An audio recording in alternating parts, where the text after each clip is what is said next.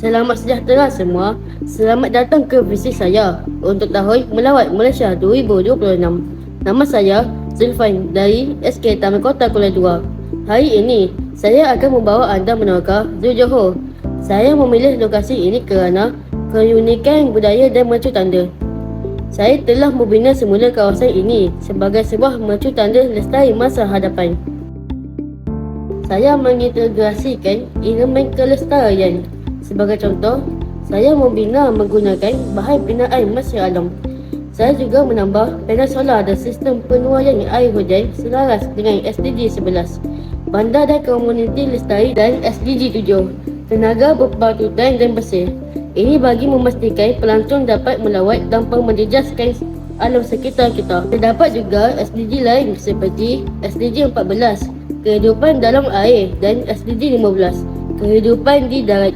Ini bagi memastikan ekosistem alam kita seimbang seiring dengan kemajuan teknologi.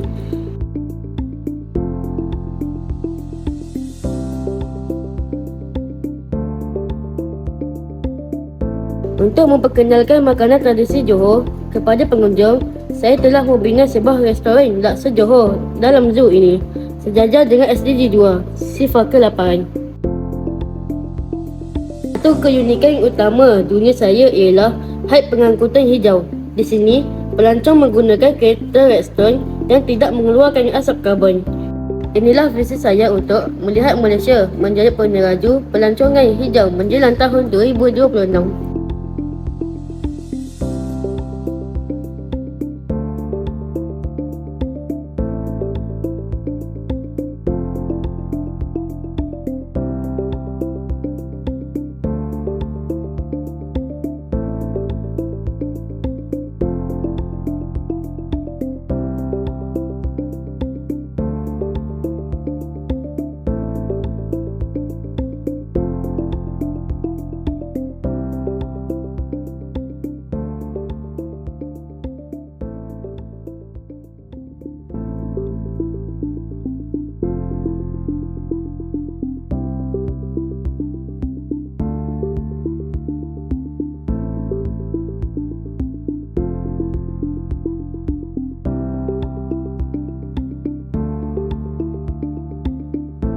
Malaysia adalah negara yang kaya dengan warisan dan inovasi.